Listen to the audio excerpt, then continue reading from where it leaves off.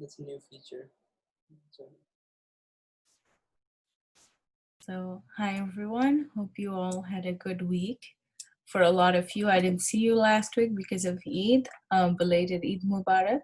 I hope you all had a great time and got to spend Eid with friends and family and everyone that's close to you.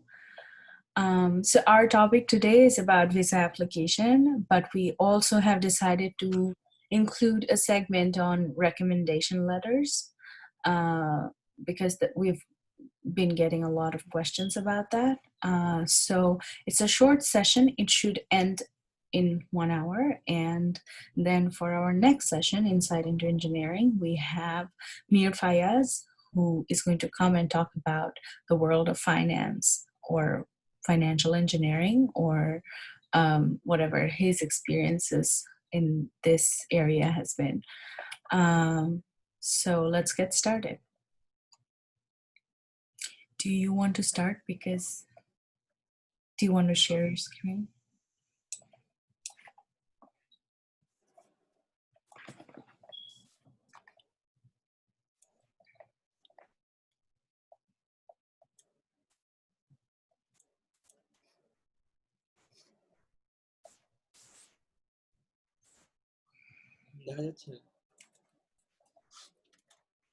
Okay, good. Alright, so আজকের topic হচ্ছে visa applications and recommendation letters. So primarily focus on visa applications and then last 3-4 slide থাকবে recommendation letter উপরে. Okay, so first, what is a visa and how many types of visas are there that may be applicable to you? So visa is a document that you need to show when you're traveling abroad. And given the quality of the Bangladeshi passport, I think every other country requires a visa to get in. Visa কয়েকটা অনেকগুলো টাইপের হয়. The one that's relevant to us is the F1 visa, which is the student visa. এছাড়াও আছে F2 visa, which is the dependent of a student, for example, a spouse. J1 visa, which is a scholar. I'm not really sure what that is for. Maybe Shweta can explain it. It is commonly, so if someone's going to study only for a semester, not a 4-year institution, or maybe for like 1 or 2 year, they would be given the J1 visa. It's shorter term and has less benefits than the F1 visa. So if you're a 4-year student studying in undergrad, you should go for F1 visa. If you're going for just temporarily for 1 year or a semester, you should apply for a J1 visa. Good. Okay. And J2 would be the dependent of a scholar, for example, a spouse. And B2, this is also something you'll encounter. এটা হচ্ছে তোমার বাবা মা যদি তোমার কাছে সাথে দেখা করতে যায়, তখন they would be applying under the tourist visa or the visitor visa. That's what the B2 visa is. So the two of them that apply to us is the B2 visa and the F1 visa. Achha. So the rest of the slides will be focusing on the F1 visa application process. Achha. So F1 visa general requirement কি কি? প্রথমত একটা foreign residence থাকবে. Foreign residence বলতে foreign with respect to the US. So you need to have a local address in Bangladesh. যেখানে you tell them that after finishing your studies, you're going to return back to your home country. So you need to have a residency in your home country, and to have paperwork to show that is the case.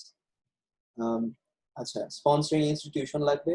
So of course তোমার যে university apply করতেছো ওখান থেকে একটা I-20 বলে document আছে. We'll talk about it more in the next slide. But basically they need to show the visa officers that they're sponsoring your visa, in the sense that they're allowing you to attend their institution. And that is done through a document called the I-20. Financial support লাগবে. So let's say you have full financially, you have full right. সেক্ষেত্রে তোমার I-20 যে ডকুমেন্টটা ওটার মধ্যে there is a section that tells you মানে তোমার কতটুক aid আছে এবং কতটুকু expense আছে এবং ওরা কতটুকু aid দিচ্ছে. So the general consensus is that ওরা যতটুকু aid দিচ্ছে minus the expenses. So sorry, the expenses minus যতটুকু aid দিচ্ছে, that excess amount you need to show them that you can afford it. So that can be done through bank statements or মানে assets that you have.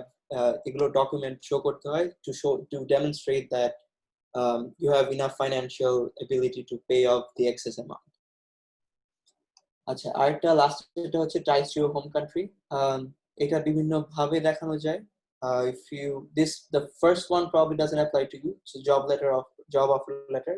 It may be that if you are going for higher studies, so let's say if you're trying to do a PhD and if you let's say teach somewhere, if you have a job at a university in Bangladesh and you're going on a leave for 5 years, people do that.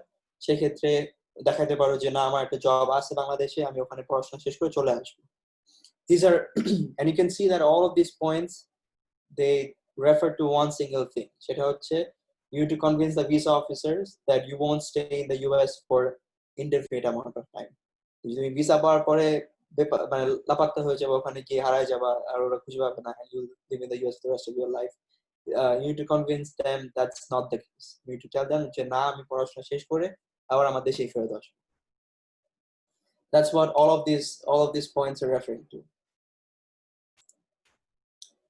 You want to take this since you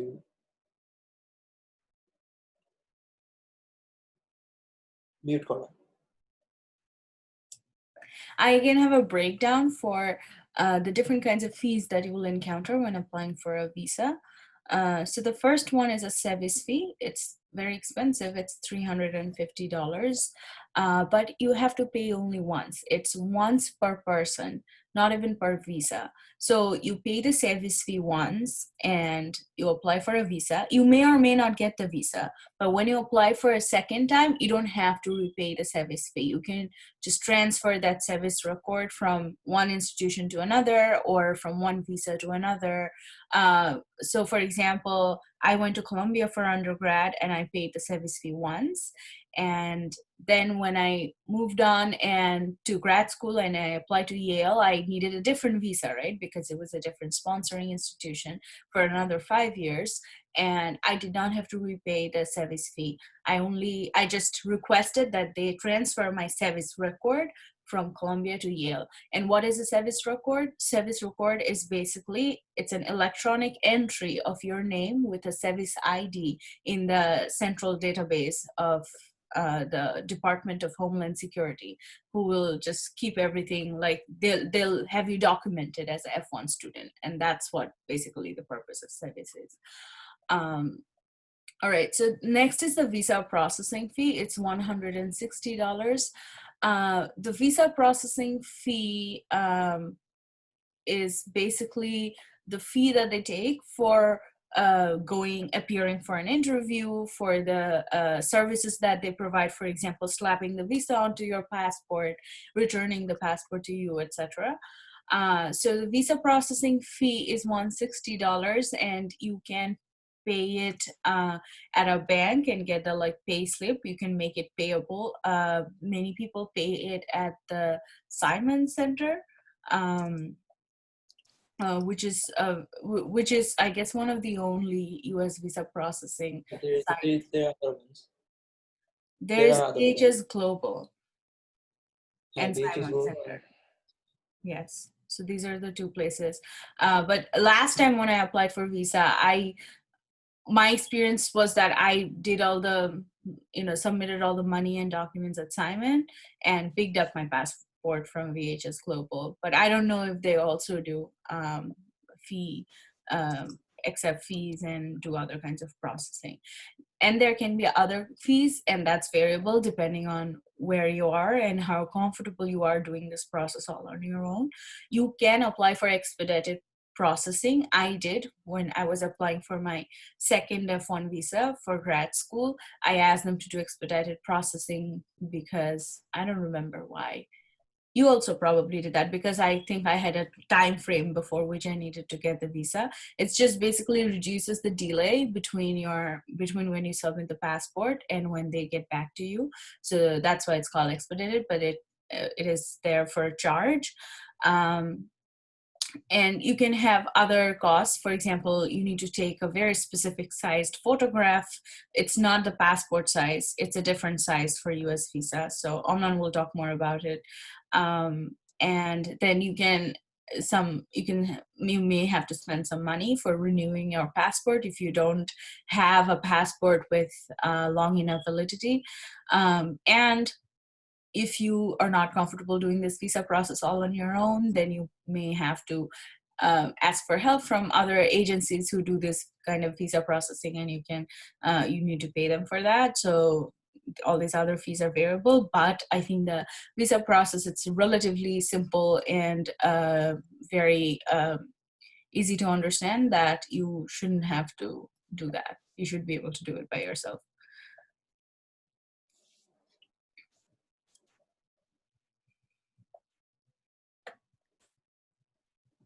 Google.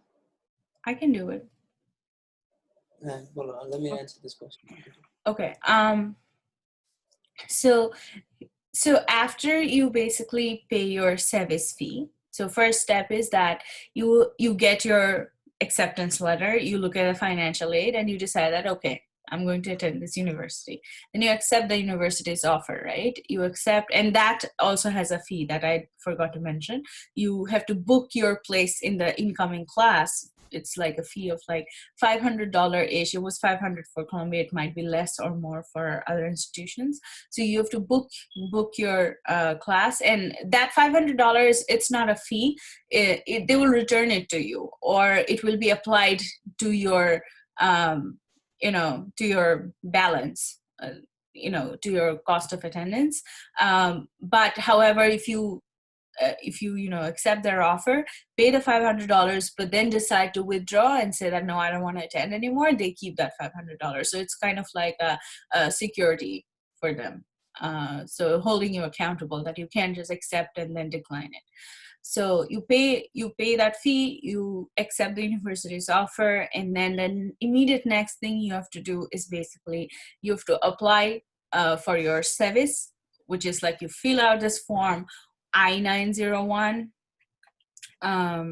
You fill out the form I-901, and you pay the fee with a debit or credit card at the fmgfee.com, like the one that's listed on the slide.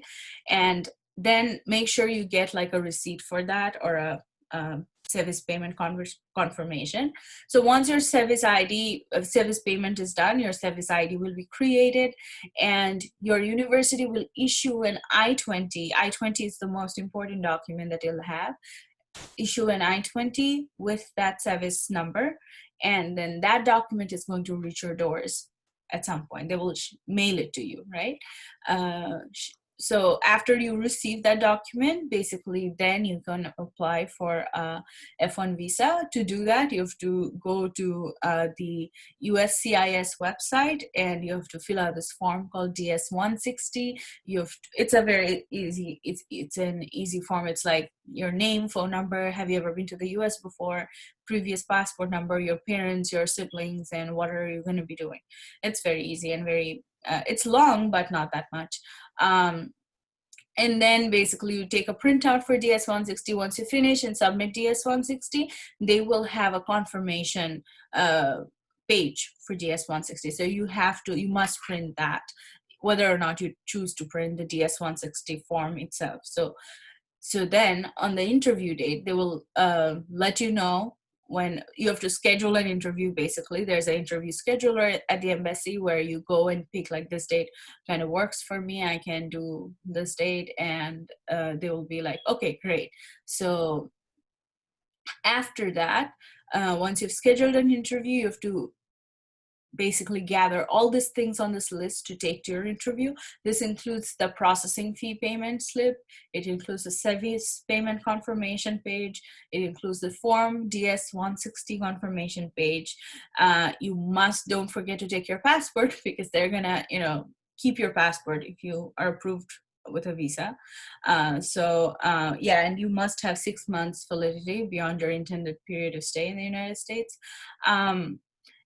You should have as many financial documents as you think is necessary to prove that you will be able to attend. This includes bank statements, employer statements, fixed asset documents, anything to show them that your family has the resources to send you to study abroad. You have to take your I-20. Do not forget this. They will not give you a visa without looking at the I-20 first. On the I-20, it is written how much is the cost of attendance for this year, and how much money is it should they be expecting from you to pay, right? So even if you get a full ride, they'll have like $2,000 or $3,000 shown on the I-20, just because, you know, personal expenses and other things, you know. So you just need to show that amount. You don't have to show the total cost of attendance with your family's financial documents. You just need to show whatever is stated on the I-20 as the family should be showing. You should always take a printout of your acceptance letters and your financial aid letters. You should take a copy of your English proficiency results, TOEFL or IELTS. This is not necessary. If you think you're fluent in English and if you can respond to their questions perfectly, that's great. But it's just good to take, because then sometimes, like, you know, maybe your spoken English isn't great. Doesn't mean you're bad in English. Maybe you just aren't used to speaking it. So in that case, it's good to take that, because maybe on the exam you did well, or on your SATs you did well, but like maybe your spoken English isn't as good, and just don't give them a reason to judge you based on how you speak. And you have to take a colored photograph that has been taken within the last 6 months and is of the accurate size specifications that's mentioned on the slide. One more thing is that at the interview, the visa officer makes a split-second decision. Basically, looks at all your documents, asks you a few questions, and makes a split-second decision based on why, why whether or not they will give you a visa. Are you eligible for a visa or not? Are you going to misuse your visa or not? So take as many documents. It's never a bad thing to take more documents. So don't be worried about making your bag too heavy. Just take as many things as you think can help make your case for the visa. Want to take the next slide? Sure. So একটা জিনিস নিয়ে অনেকেই tension করে, সেটা হচ্ছে visa অফিসাররা কি ধরনের কোয়েশ্চেন জিজ্ঞেস করবে। I remember during my interview, my dad was very scared about what the visa officer is going to ask during the interview. So basically, এখানেও একই idea. You need to convince the visa officer that you are going to come back after you're done with your studies. You're going to come back to your country. So come back to Bangladesh. So typical questions জিজ্ঞেস করে, why are you going to the US? So even though it's apparent, it's very apparent that you're going there to study, you need to tell him যে আমি এই সাবজেক্টে করতে যাচ্ছি, and give him as much detail as you can, right? And the next common question is, how are you going to fund your education? So that's where all the documents come in. So you can tell him যে আমার university থেকে এই পরিমাণ financial add দিচ্ছে, আমার anticipated cost হচ্ছে এত, the excess amount I'll probably just get from the bank, from our liquid assets that we have. Here's a document showing that we have this much money in the bank, right? So what are your plans post graduation? Do you plan to return? So এই ক্ষেত্রে তোমার typical answers might be that, okay, I'm thinking about it, but I might be pursuing my PhD. I'm trying to pursue my PhD back in the States.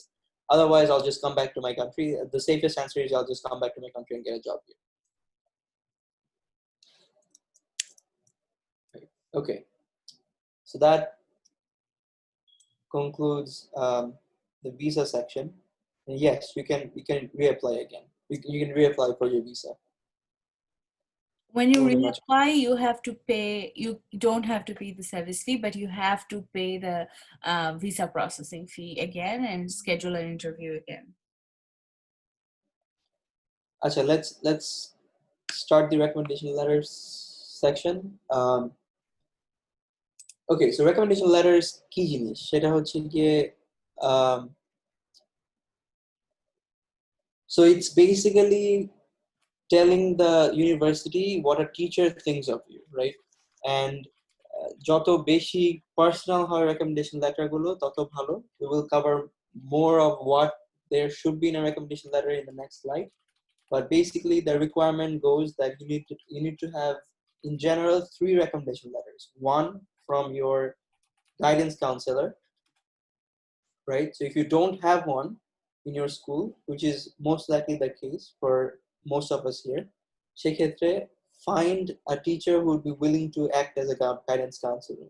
So find a subject teacher যে এটা করবে, অথবা administration এ কাউকে বলবা যে I'm applying to these universities and I need a guidance counselor recommendation letter. Will you be willing to be one? আচ্ছা, secondটা হচ্ছে গিয়ে you need recommendation letters from 2 subject teachers. So the style of the recommendation letter from these 2 people, so guidance counselor and the subject teacher, are very different, right?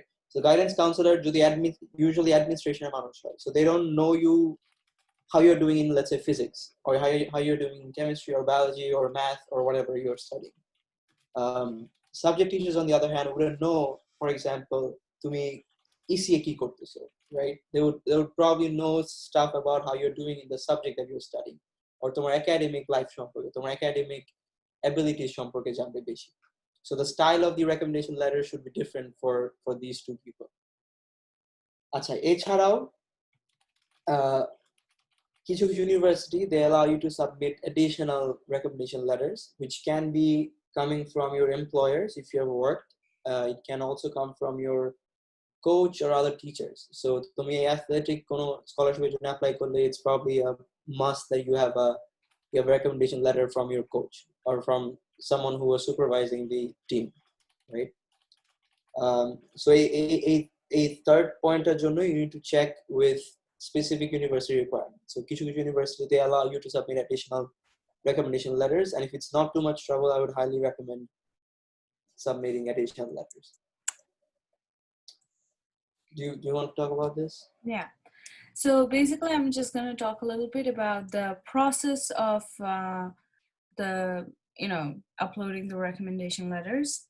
So basically, what you do is you have a Common App account, and over there you have a tab called Recommenders, and from there you will invite as many people as you would like to be a recommender, and you can assign the role. Like you invite like a teacher and you're like, okay, I want this person to be invited as my guidance counselor, and then that person gets invited as your guidance counselor, and you add other people from other subject teachers in the same way.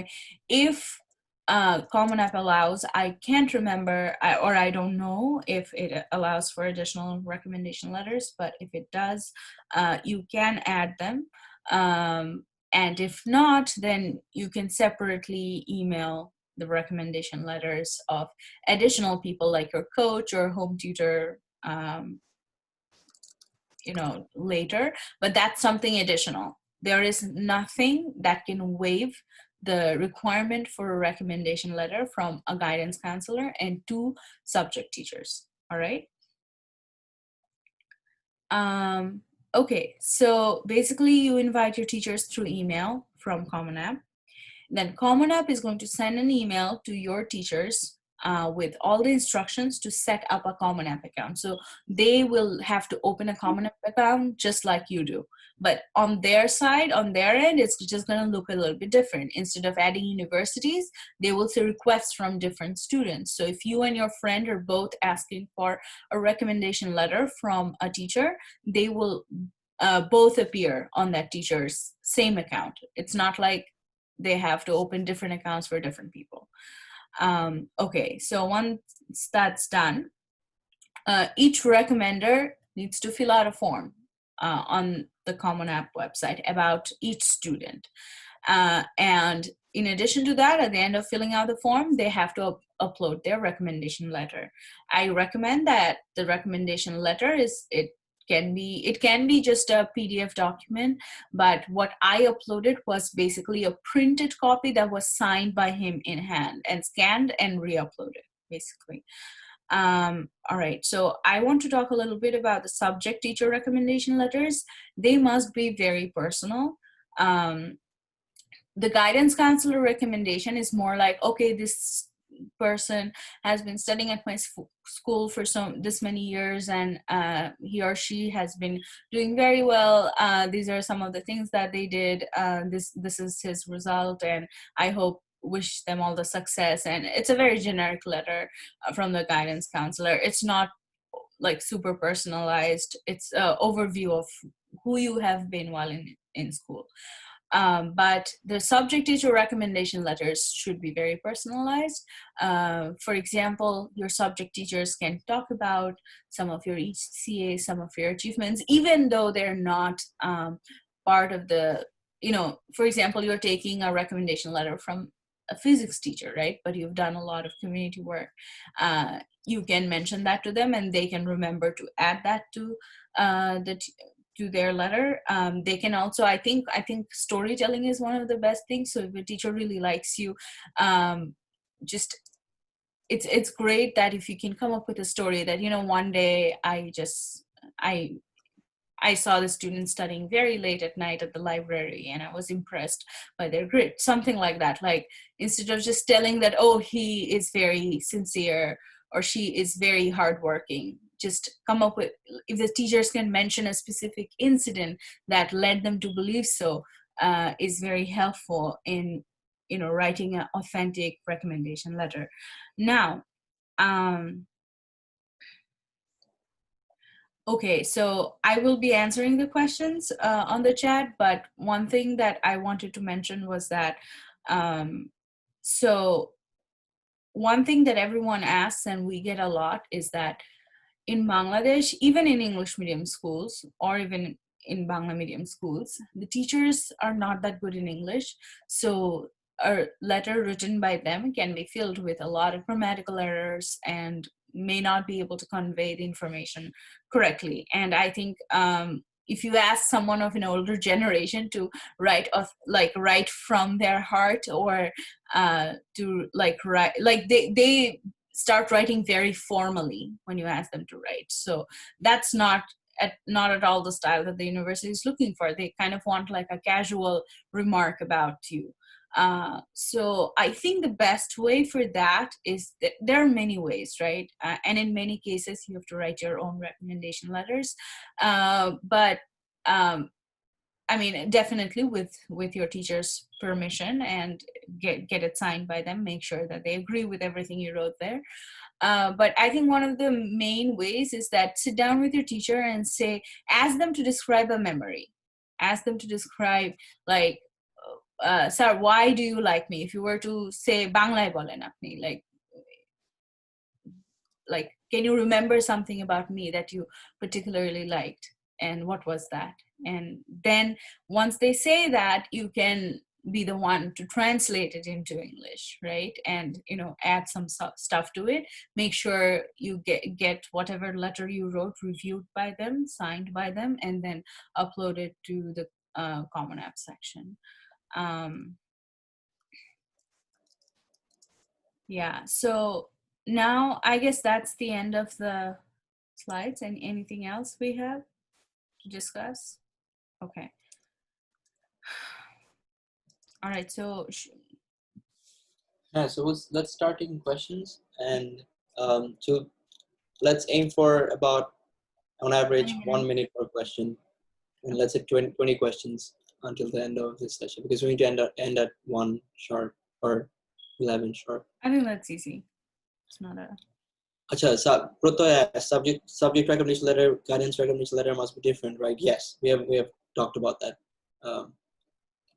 They're different. They're inherently different letters.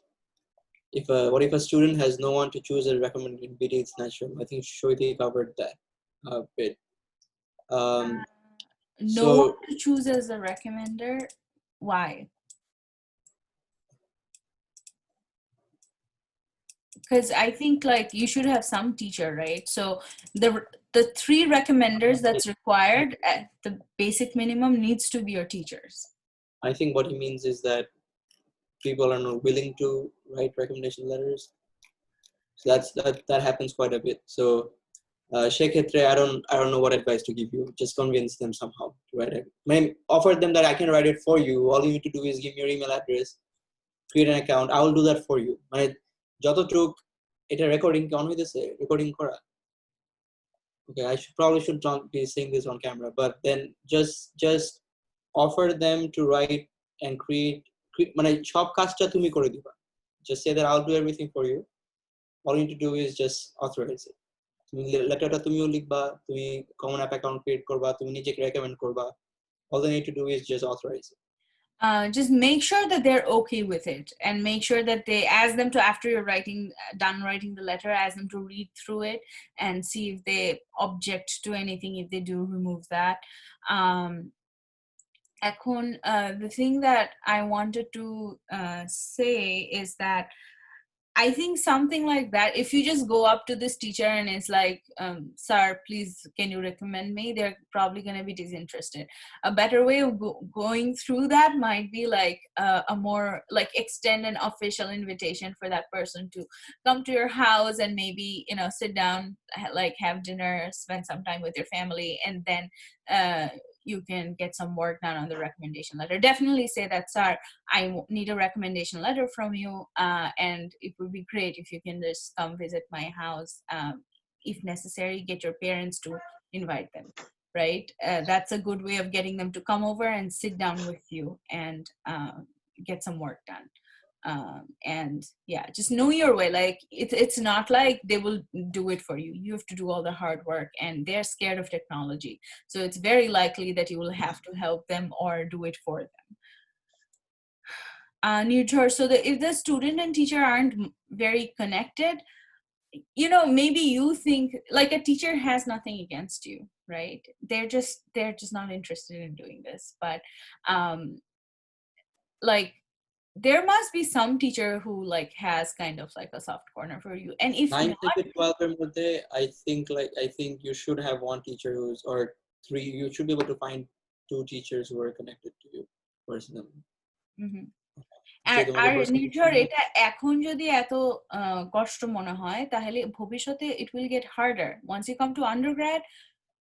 মানে high school teachers are more caring than undergrad teachers will ever be, right? So once you come to undergrad, you will need a recommendation letter for a job application, for grad school, for anything, and not just 1, 3. So you need to get 3 professors to like you and write specific things about you that are not generic, right? So you need to get in the habit of doing that. If you think you don't have teachers who can be your recommenders, I recommend that you start building rapport with them. That can be by asking them a lot of questions, a lot of interesting questions in a respectful way at the end of the class, like meeting up with them after class being like, sir, I didn't understand this, can you help me? There are a lot of ways to get teachers to like you. So Wally asks, can I just use a random white paper for writing the letter, or there has to be an official logo of my institution at the top of the page? So it's better if it's a letter, right? My letter bolte official logo better. The guidance counselor letter must always be on a letter. The official school, like have some sort of official school logo. The subject teachers not as much. You can just type it up in Word nicely and print it and just get it signed by your teacher, re-upload it. অনেক স্কুলের ইয়েই নাই official letter নাই বা আছে হয়তো জানি না অফিসের মানুষজন কোথায় আছে if that's the case just make one take liberty make one give it to them বলো যে এই যে আপনাদের লেটার বানাই দিলাম আপনি আমার লেটারটা সাইন করে দেন best that's it. But I would just say that if you have multiple friends applying from the same institution, make sure it's the same guidance counselor, not same guidance counselor, not necessarily, but like same letterhead at least. Make sure it doesn't look different. Sami, unfortunately, I don't know of any book like the 50 Successful Ivy League Essays. Maybe anyone else. For example, last time I know Siom had some good ideas. I don't know if he's here today, but if anyone else has resources for recommendation letters, please feel free to share with the rest of the group. Can we proofread our recommendation letters? Can you? Yes. Should you? Of course. I don't know what you I think Fahim means that, so say a teacher writes a recommendation letter, are the students Oh, allowed oh, to proofread that? I think you should, but basically they will make you sign a FERPA agreement, right? it Or basically tells you there's an agreement that basically says that I will not look at the recommendation letter. So common app when the I think you need to do that. So the student needs to do that. I'm giving a waiver on my rights to see the recommendation letter. So make sure that you click that. no, Basically, the idea is I that think it's a I'm able little to see. different than that. I think that agreement is basically like, I am waiving my rights to act on anything once I've seen the recommendation letter, because once you get accepted or rejected, you can ask your university to pull up your recommendation letter in case you haven't seen it and see what it was. Does it make sense? So once you see that, that agreement basically waives your right to take any action that against that teacher. This is like basically, I think, to protect the teachers, if I'm not wrong. But Fahim, you should proofread the recommendation letters. Like Shweti mentioned, there might be errors. So there might be errors on the recommendation letters that you or maybe things you want to add, right? Let's say I've done a lot of things that my teacher doesn't know. Let's say our physics teacher got the recommendation letter. I mean, please all better participate course, and he doesn't even know that, right? So I want, and he forgot to mention in the letter. তুমি না বললে তো বুঝতে পারবে না. So you should if you have a chance, make sure you proofread recommendation letter. My school, South Breeze, isn't that big. I've attended coaching centers for O levels. Can coaching teachers write as subject teachers? Although I went to school for all 14 years. আমার a little iffy. অনেকে জিজ্ঞেস করছে coaching সেন্টারের কথা. I don't know. I would not recommend it. If you have done 14 years of school, Mahir, you should better have someone who knows you. It's going to be easy for you to get someone who would vouch for you, who would recommend you, right? So I don't think I think it's easier for you to get a school teacher to recommend you. আমি জানি না তুমি কেন coaching prefer করছো. Maybe you have a better relationship with the coaching teacher, but I think I'm hinging towards not asking coaching teachers. Pyro said, I heard Sunny that students that counselor recommendation letter Mehzabin Miss Likhen. Is that true? It's either Mehzabin Miss or Salma Miss, I think, Pyro's. I'm not. Pyro's, I know where this is coming from. আমার letter লিখছিল, let's see. Mahbuba or something. না আমার letter লিখছিল হচ্ছে main miss. Main miss লিখছিল, তারপর বাকিরা pitching করছে. But I think right now it's being done by major miss. I don't like her. So just I don't know, just when you lickle, just make sure you read over it. If you don't agree with something, I mean, if there is, what I did was when mine was written by Zabin Miss, and I think she's retired since then. So she was a student counselor when I was Zabin Miss. Yeah, so yeah, I know I figured you were making a mistake somewhere.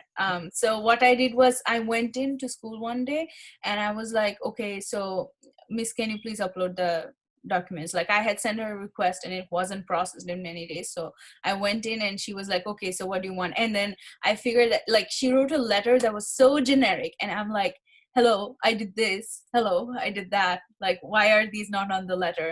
She's like, oh, I've never seen it. But then I was very adamant. I was like, but I have done them, as the other teachers in this room. And then they were like, no, she has done it. Like, and then she was like, okay, fine, I'll add it. So then she did. So I basically was like hovering over her head, being like, do not mess up my recommendation letter. And finally she did add like the things that I thought should be mentioned by her. And it was all it was a good recommendation letter, and then she submitted it. So do that. Like, walk in, have her, like, it's like 5 or 10 minutes, but make sure, don't just like trust anyone with anything, any part of your application component. Be proactive and like follow up on every single tidbit of the application.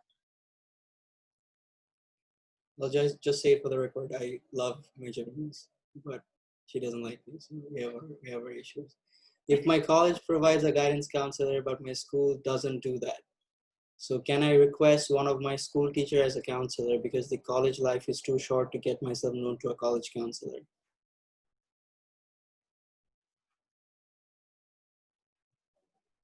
Oh yeah, of course. হ্যাঁ, তোমার 9 থেকে 12 এর মধ্যে যে কোনো মানুষ. In fact, I don't even think the guidance counselor has to be. It can be from an administration person, right? So Yeah, it doesn't matter be a what the teacher. cast is. Our guidance Okay. counselor, like Zabin Miss, she was an administrative person. She never taught a class. All she did was like basically record all the grades and like monitor people's progress. That's basically what she used to do. Tasfi, I hope that answers your question. You can submit recommendation letters from your school teachers, but make sure it's from 9 subject teacher only. Make sure it's 9 onwards, so 9, 10, 11, 12. So just a clarification, US universities basically, they term class 9 to 12 as high school. So what you call school and what you call college is basically all high school. But if it's a school teacher from like the 7th grade or the 6th grade, that doesn't count. It has to be the 9th and the 10th grade. Anything from 9 to 12 counts. So I got a private text. What if my mother is in school as a teacher? And if you're trying to get a letter from her, I would not recommend it. So they can economic bias থাকবে, and the universities will notice it because তোমার মার নাম তো থাকবে application A, and they'll be like, oh, the recommender is his mom, so that doesn't make sense. And right? So make sure you get it from someone else. And if it's like, so how it works, at least within the US, is everyone's very keen on making sure that there is no bias whatsoever in any way. So for example, if my sister was applying to an university and if I was interviewing for that, I would like, it might be within their rules to allow me to interview my sister, but I will not.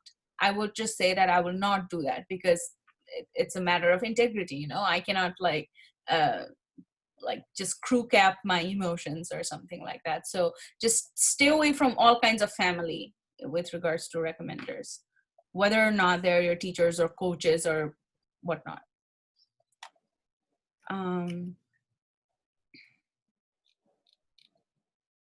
Samia, if a person writes their own rec letter, isn't it the violation of FERPA? I'm not 100% sure on the FERPA rules, but it might be a minor violation of FERPA.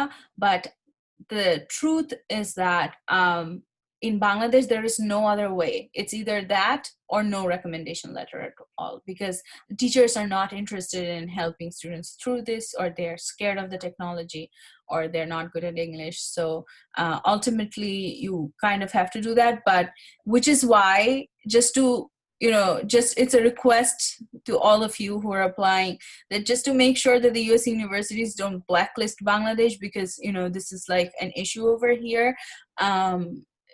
Please, like, only write things that are true. Do not make things up in your essay, in your recommendation letter, in anything. They can tell, they can still tell. But if a lot of people are doing it, it's very evident. Do not use a teacher's identity to just write an email and recommend yourself and submit it. Take permission from them. Unless you're a psychopath, it won't be consistent. You can't lie throughout. You have to write so many applications. Let's say you're applying 10 universities. Ato writing involved, ato form filling up involved. You will mess up somewhere. Unless you're a psychopath, you will mess up if you lie. So don't even try doing that. Inconsistency থাকলে ওরা ধরে ফেলবে, and that's when the whole application goes down the drain, right? So why bother? Just write whatever you think is true. And anyways, okay, home tutor cannot be a recommender. Zohair, I think coaching tutor probably not, home tutor definitely not. I'm saying that if you really want to, you can get a recommendation from them, but this is not one of those 3 required ones. That's an optional. The required recommender cannot be the home tutor. Ornima, yes, technically you can take a recommendation letter from a math teacher and another one from a further math. I would not do that. A lot of teachers basically a lot of institutions ask that you do one maybe science-ish subject, one STEM subject, one humanities subject. For one of the universities I was applying, so I had 3 recommendation letters already. So a guidance counselor, a physics teacher, and a biology teacher, right? And I submitted these 3 recommendation letters to everyone. But then there was this one university who asked for only 3, but they had this requirement that one teacher has to be a humanities teacher. So then I basically reached out to my business studies teacher, and then he recommended that 4th recommendation letter for me. Samin, thanks for the link. So everyone else, if you want examples of recommendation letters, check out this MIT admissions link. They have some sample recommendation letters. Thank you, Samin. What if a person write that? Okay. Can you name some of the colleges applied to? No, we covered that earlier. Or we'll cover that later in the question and answer session. Can I get my additional recommendation letter from my home tutor? No. Oh, additional, not the required one. Someone asked me privately how many universities did I apply to. Do you remember that? 10, 12, something. We'll probably answer that in the question and answer session. Let's take questions only on visas and recommendations. 50 knows. Apparently I applied to 13. Srishti, can I get it from a subject teacher? J subject or ASNI? Hey, you can. But you have to have that subject. You had to have that subject in 9 and 10. Class 8 at Cholbana. I think I know. I guess you're talking about computer science. Wally, there isn't a word count constraint, but it's usually like a page.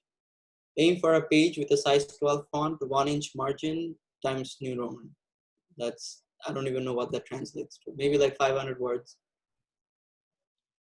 600 words. University কোনো teacher হতে পারবে যার অনেকগুলো seminar আমি attend করেছি না? How does this person know you? Have you worked with them? No. So a university teacher, just because they're a university teacher, does not make the recommendation letter any more valuable.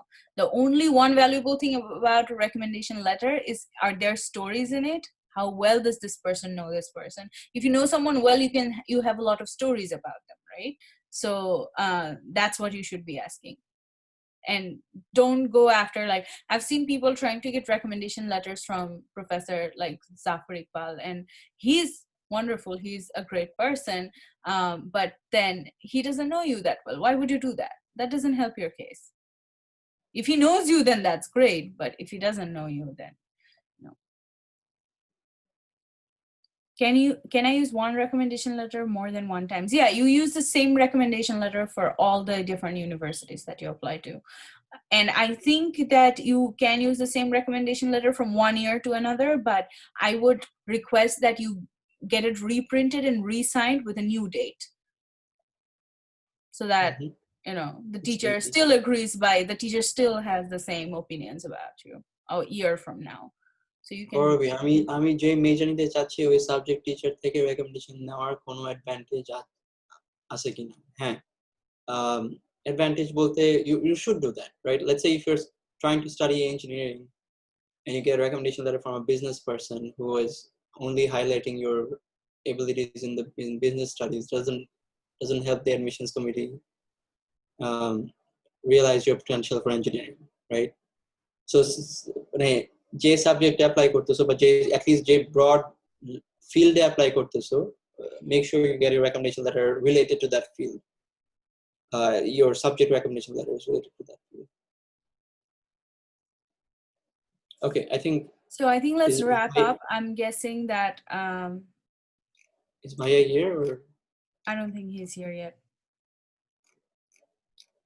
Then let's keep on taking questions until he comes here. Okay. Or we can just switch on the recording and then wait. Okay, so I'm gonna stop the recording.